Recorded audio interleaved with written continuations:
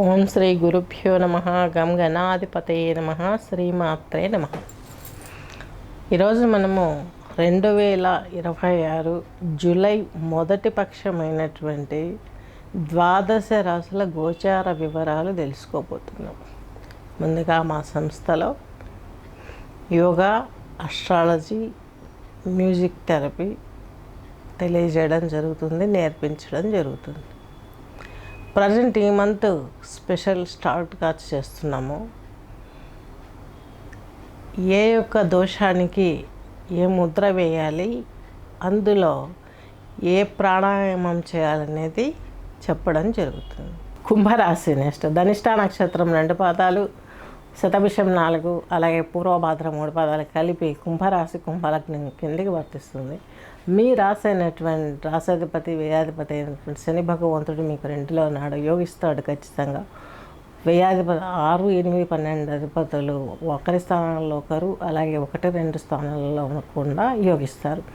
చక్కగా ఉంటుంది మీ జీవితం. కుంభరాశి కుంభలగ్నం వారికి కొంచెం నిదానపడతారు. కొంచెం దురుసుతనం నుంచి బయటపడాలని అది కొంచెం ఆలోచించాల్సిన అవసరం.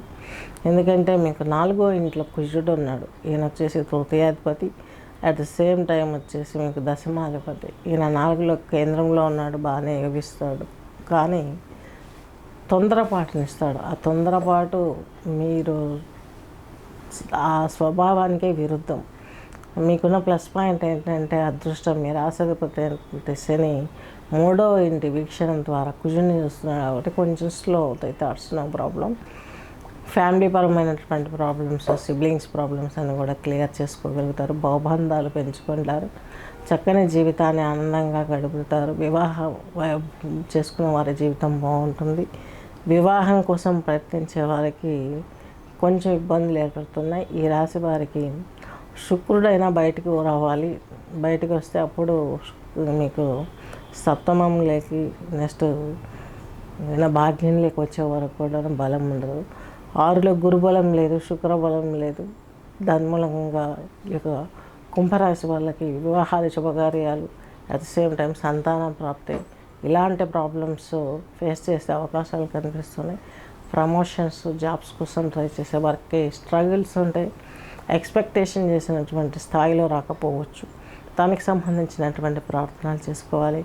రావి చెట్టు ప్రదక్షిణ చేసుకోవాలి. అలాగే మల్లె పువ్వులతోటి, విరజాజులతోటి లక్ష్మీదేవిని పూజించుకోవాలి.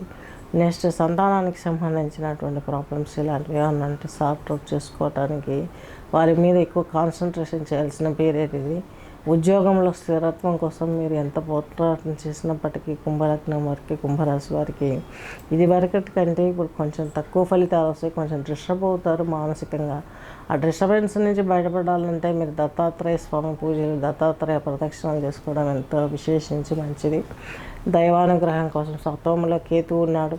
చక్కగా కొంచెం దైవనామస్మరణ చేసుకోవడం, టెంపుల్స్కి వెళ్ళడం ఇట్లాంటివి చిన్నగా అలవాటు చేసుకున్నట్లయితే మీకు మంచి జరిగే అవకాశం స్పష్టంగా ఉంది.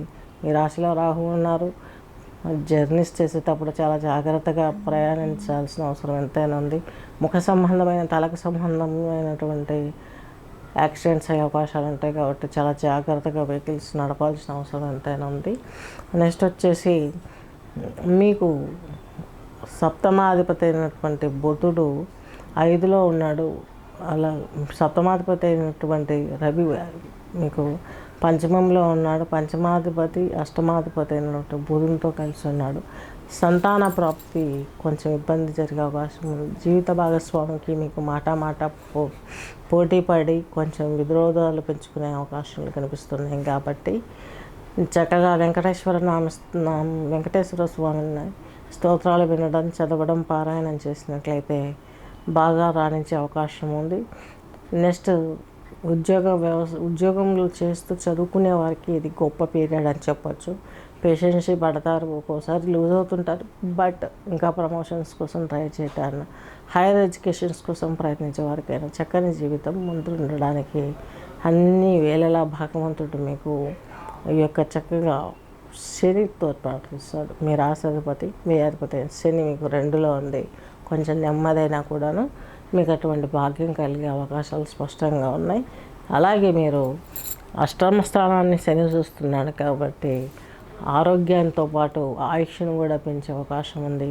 అంత సెల్ఫ్గా మీరు డిసిషన్ తీసుకుంటారు. ఫుడ్ వైజ్ అయినా ఏదైనా మీరు చేసే ఎక్సర్సైజ్ అయినా ఏదైనా తద్మూలకంగా ఇతర గ్రహాల వల్ల వచ్చే డిసప్పాయింటింగ్ పాయింట్స్ దీంతో కొట్టుకుపోయే అవకాశం చాలా స్పష్టంగా గోచరిస్తుంది. నెక్స్ట్ ముద్ర వచ్చేసి యోని ముద్ర వేసుకొని కుంభరాశి కుంభలగ్నం వారు ఫింగర్స్ అన్ని ఇలా పెట్టేసి ఇండెక్స్ ఫింగర్స్ కిందికి ఉంచి ఈ యొక్క తంబు మొత్తం పైకి ఉంచేసి ఇలా పెట్టేసుకొని చక్కగానే మీరు అమ్మవారి స్థుతిని ఆరాధించండి. అమ్మవారి స్థుతి అంటే చతుర్థ స్థానము, అలాగే భాగ్యస్థానము, లక్ష్మీదేవిని స్మరించండి. మీకు 6వ ఇంట్లో ఉన్న లక్ష్మీదేవి అంటే శుక్రుడు కొంచెం ప్లీజింగ్ లెవెల్కి వెళ్ళే అవకాశం ఉంటుంది. అమ్మవారిని తెల్లని పుష్పాలతో పూజించండి. అలాగే ఇంట్లో తెల్లగన్నేరు చెట్లు పెంచడం, అలాగే రావి చెట్టును వేప చెట్టును పెంచి ప్రదక్షిణలు చేసి మధ్య మధ్యలో పూజలు చేస్తూ ఉంటే గురువారం అట్లా చాలా చక్కగా అనగా దత్తాత్రేయ స్వామి అనుగ్రహం దొరుకుతుంది. ఎందుకంటే సంవత్సరం మొత్తంలో కూడాను మీకు గురుబలం లేదు. గురుబలం లేకపోయేసరికి వివాహం, ప్రమోషన్స్, అలాగే లాభాలు ఇవన్నీ క్లోజ్ అయ్యే అవకాశ స్థితికి వెళ్తాయి. కాబట్టి ఇంట్లో చిన్న తొట్టి అయినా పర్వాలేదు, ఒక వేప చెట్టు ఒక రావి చెట్టు పెంచండి. చక్కగా పూజలు చేయండి. వీలు ఉంటే రావి చెట్టుకు వేప చెట్టుకు వివాహం జరిపించండి. వివాహం సప్తమ బలం లేదు కాబట్టి అది వివాహ బలం లేదు కాబట్టి వాళ్ళిద్దరికీ పెళ్లి చేస్తే రావి చెట్టుకును ఐశ్వర్యరాయ్కి కూడా ముందు కుజదోషం ఉందని చెప్పేసి ఆ చెట్టుకు పూజ చేయించి తర్వాత మ్యారేజ్ చేశారు. ఇలా ఈ చెట్లకి పెళ్ళి చేయించి ఇంట్లో వివాహ బలం పుంజుకోవటానికి తోడ్పడుతుంది. కాబట్టి ఇలా ఆచరిస్తారని ఆశిస్తూ ఇలా అన్ని ఫింగర్స్ ఫోల్డ్ చేసి థమ్స్ రెండిట్లా పెట్టేసుకొని ఇట్లా పెట్టేసుకోవాలి. ఇలా పెట్టేసుకొని శ్వాసను చేతులను గమనించండి. ఫుల్ యోగిక్ బ్రీత్, వదలటం, ఇన్హేల్, ఎక్స్హేల్ ఇలా చేయాలి. ఇలా చేస్తే మీకు ఆ బలంతో సమకూరుతుంది. ఎందుకంటే హార్ట్కు గురువే ప్రధానం. దీని మూలంగా హార్ట్ స్థానంలో ఆక్సిజన్ వెళ్తే ఆ గురువు గ్రహ శాంతి జరుగుతుంది. తద్మూలకంగా ఇంకా మంచి జరిగే అవకాశం చాలా స్పష్టంగా గోచరిస్తుంది. స్వస్తి.